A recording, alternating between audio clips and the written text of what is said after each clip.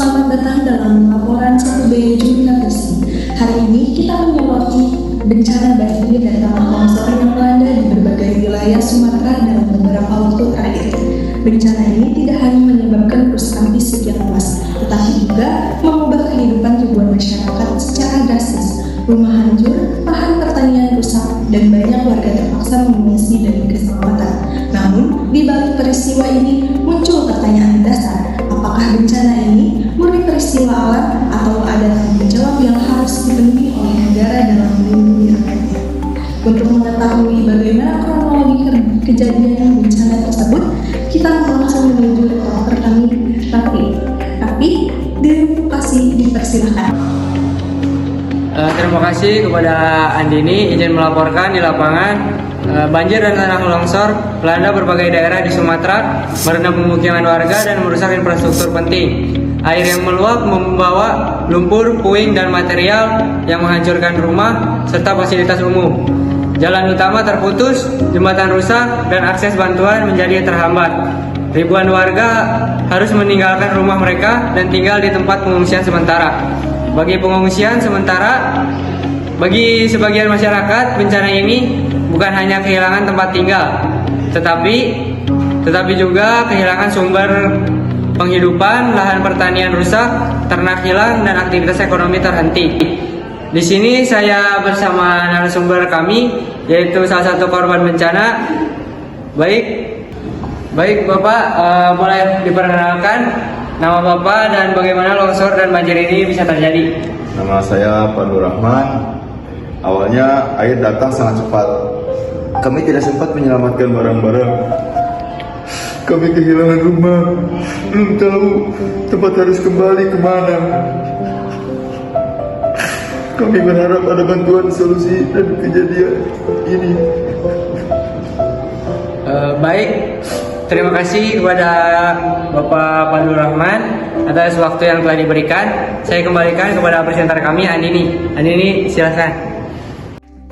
Terima kasih atas laporan yang telah disampaikan. Pemirsa, dalam situasi bencana seperti ini, terdapat aturan hukum yang mengatur tentang tanggung jawab pemerintah dan hak masyarakat dalam penanggulangan bencana. Untuk membahas lebih lanjut mengenai undang-undang yang terkait, telah bersama kita Aulia sebagai pembedah Undang-Undang Dasar. Kepada Aulia, kami persilahkan. Menurut data dari Badan Nasional Penanggulangan Bencana, bencana ini menyebabkan korban jiwa, kerusakan rumah, serta gangguan besar terhadap aktivitas sosial dan ekonomi masyarakat. Selain faktor curah hujan tinggi, kondisi lingkungan dan tata kelola wilayah juga mempengaruhi tingkat keparahan bencana. Laporan dari Wahana Lingkungan Hidup Indonesia menunjukkan bahwa kerusakan hutan dan perubahan fungsi lahan dapat meningkatkan risiko banjir dan longsor. Dalam perspektif konstitusi, negara memiliki kewajiban melindungi rakyatnya. Pasal 28H ayat 1 Undang-Undang Dasar 1945 menyatakan bahwa setiap warga negara berhak mendapatkan lingkungan hidup yang baik dan sehat. Artinya, negara harus memastikan lingkungan dikelola secara berkelanjutan agar tidak membahayakan masyarakat.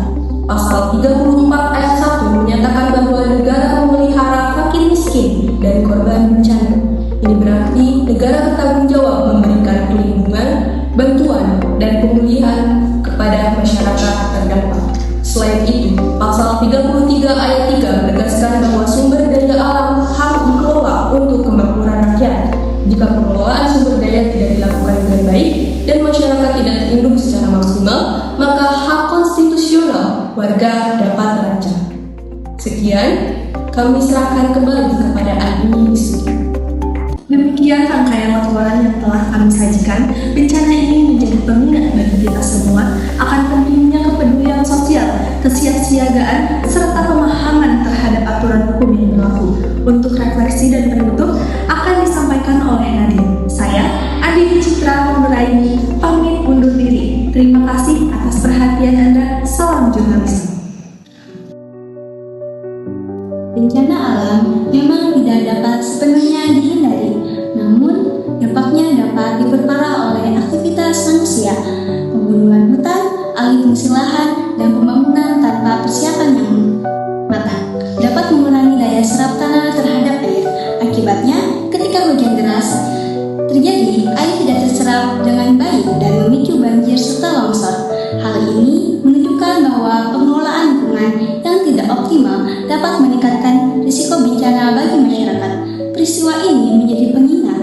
terhadap kita bahwa perlindungan terhadap rakyat adalah tanggung jawab negara sekaligus tanggung jawab bersama.